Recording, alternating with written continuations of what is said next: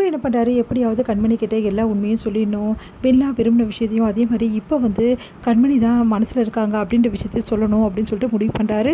அதுக்காக வந்து நிறைய ரிஹர்சல் பார்க்குறாரு. கண்மணி கிட்ட எப்படிலாம் சொல்லலாம், கண்மணியை எப்படி சமாதானப்படுத்தணும், கண்மணி கிட்ட என்னெல்லாம் பேசணும் அப்படின்னு சொல்லிட்டு ஃபோன் எடுத்து ரிஹர்சல் பார்க்குறாரு.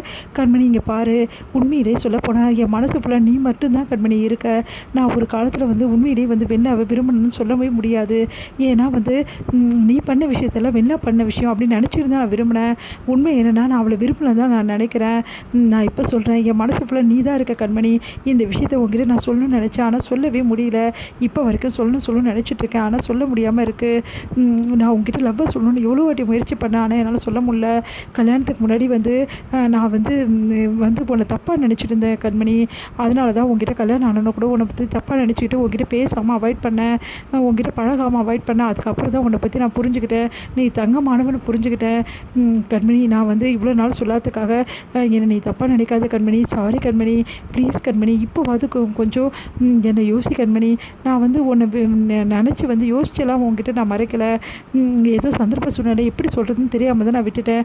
ஆனால் இப்போ சொல்கிறேன், என் வாழ்க்கை எல்லாமே நீ தான், என் மனசு ஃபுல்லாக நீ தான் அப்படி சொல்லிட்டு நிறைய விஷயங்கள் சொல்கிறாரு. இது அப்படியே போய் கண்மணிக்கிட்ட முதல்ல சொல்லிடணும். கண்மணிக்கிட்ட சொல்லிட்டு தான் நிம்மதியாக இருக்கும். ஏன்னா வெண்லா பற்றி மறைச்சி வச்சுக்கிறது தேவையான விஷயம். கண்மணி சொன்னால ஹஸ்பண்ட் ஒய்ஃப்குள்ளே எந்த வந்து ஒரே மறைவு இருக்கக்கூடாதுன்னு சொல்லிட்டு அதுக்காகவாது கண்மணிக்கிட்ட இந்த விஷயத்தை போய் சொல்லிடணும் அப்படின்னு சொல்லிட்டு முடிவு பண்ணுறாரு. சரி, கண்மணிக்கு ஏதாவது கிஃப்ட் வாங்கிட்டு போகலாம் அப்படின்னு சொல்லிட்டு யோசிக்கிறாரு. இங்கே வந்து வெண்லா யோசிச்சுட்டு இருக்காங்க. ஏன் அன்பு நம்மக்கிட்டேருந்து விலகி போகிறாரு, எவ்வளோ தான் நம்ம வந்து முயற்சி பண்ணி அன்புக்கிட்ட பேசினாலும் நம்மளை விரட்டி விடவே குறியாக இருக்காரு. நம்ம மேலே அவ்வளோ அன்பும் பாசமும் வச்சுருக்காரு, நம்ம மேலே வந்து லவ் அவ்வளோ வச்சுருக்காரு. ஆனால் அவரால் ஏன் வெளிக்காட்ட முடியல? எல்லாத்துக்கும் காரணம் கண்மணி தான்.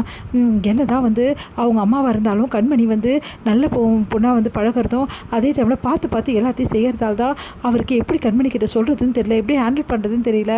அந்த விஷயத்தை நம்ம தான் சரி பண்ணணும். அதுக்கு கண்மணிக்கிட்ட எல்லா உண்மையும் சொல்கிறது தான் கரெக்டு. கண்மணிக்கிட்ட நம்மளை தான் அன்பு விரும்புகிறாரு, அவர் மனசு ஃபுல்லாக நான் தான் இருக்கேன் அப்படின்ற விஷயத்த சொல்லுவோம். அதுக்கப்புறம் கண்மணி என்ன முடிவு பண்ணுறான்னு பார்த்துக்கலாம். கண்மணி கண்டிப்பாக விட்டு கொடுத்துருவா, எனக்கு நல்லா தெரியும். எனக்காக கண்மணி விட்டு கொடுத்துருவா. அது மட்டும் கிடையாது, அன்பு மனசு ஃபுல்லாக நான் தான் இருக்கேன்னு தெரிஞ்சால் அவள் எப்படி வந்து அன்பு கூட வாழ முடியும்? அதனால் விட்டு கொடுத்து போயிடுவா. அதுக்கப்புறம் அன்புக்கு எந்த பிரச்சனையுமே கிடையாது. கண்மணி விலகிட்டாள்னா அதுக்கப்புறம் அவங்க அம்மா கிட்டே ஈஸியாக சொல்லிவிடுவார், கண்மணியே போயிட்டா, இதுக்கப்புறம் எதுக்காக நான் கண்மணி கூட சேர்ந்து வாழணும்? அதனால் எனக்கு பிடிச்ச என் மனசில் இருக்க வெண்லா கூட நான் சேர்ந்து வாழ்கிறேன், நானும் வெண்லா வாழ போகிறோம், கல்யாணம் பண்ணிக்க போகிறேன்னு தைரியமாக சொல்வார். அதுக்கப்புறம் என்கிட்டயே லவ் ப்ரப்போஸ் பண்ணி என்னையும் ஏற்றுப்பார். இது எல்லாமே நடக்கணும்னா கண்மணி அன்பை விட்டு விலகணும். அதுக்கு ஒரே வழி, கண்மணிக்கு உண்மை தெரியணும். அதுக்காக நம்ம போய் இப்போ சொல்லிடலாம். பாட்டி நமக்கு சொல்ல வேணாம் சொன்னாங்களே, பாட்டி அப்படி தான் சொல்லுவாங்க. பாட்டிக்கு இதெல்லாம் தெரியல. இந்த நாளுக்கு நாள் வந்து அன்பு வந்து என்னை உண்மையிலே வெறுத்துருவோம் கூட பயமாக இருக்குது. ஏன்னா அந்த அளவு அவர் பாவம் நடிச்சிட்ருக்காரு. ஒவ்வொரு நொடியும் நடித்து அவர் வாழ்க்கையை ஸ்பாயில் பண்ணிகிட்ருக்காரு. அன்போட வாழ்க்கை ஸ்பாயில் பண்ண மாட்டேன், நான் விட மாட்டேன், அவரும் நானும் சந்தோஷமாக வாழணும். அதுக்காக இப்போவே போய் கண்மணிக்கிட்ட எல்லா விஷயத்தையும் சொல்கிறேன்னு சொல்லிட்டு போகிறாங்க. இங்கே கண்மணி வந்து வேலையாக இருக்காங்க. அதை பார்த்துட்டு வந்து கண்மணி உங்ககிட்ட ஒரு முக்கியமான விஷயத்தை பற்றி பேசணும் அப்படின்னு அன்பு வந்து கால் பண்ணுறாரு. உடனே வந்து ஒரு நிமிஷம் இருவேனிலா அப்படின்னு சொல்லுங்கள் அன்பு அப்படின்னு கண்மணி உங்ககிட்ட ஒரு முக்கியமான விஷயத்தை பற்றி பேசணும். என்ன வந்து ஒரு விஷயம், இப்போ தான் வெண்ணிலா வந்து ஒரு முக்கியமான விஷயம் பேசணும்னு சொல்கிறா, நீங்கள் ஃபோன் பண்ணி ஒரு முக்கியமான விஷயம் பேசணும்னு சொல்கிறீங்க, என்னங்க இது ரெண்டு பேரும் ஒரே மாதிரி சொல்கிறீங்க அப்படின்னு வெண்ணிலா வந்து என்ன விஷயம் பேசணும்னு உங்ககிட்ட சொன்னா, தெரியலங்க, இப்போ தான் வெண்ணிலா வந்தா, ஒரு முக்கியமான விஷயத்தை உங்ககிட்ட பேசணும் அப்படின்னு சொல்லிட்டு வந்திருக்கா, நீங்களும் சொல்கிறீங்களா, அதான் எனக்கு ஒன்றும் புரியல. சரி, நீங்கள் என்ன முக்கியமான விஷயம் பேசணும், அதை நேரில் வந்து பேசுகிறேன் அப்படின்னு சொல்லிட்டு செம்ம டென்ஷனாக, வெண்ணிலா எதுக்காக வந்திருப்பா அப்படின்னு சொல்லிட்டு டென்ஷனாக வராரு.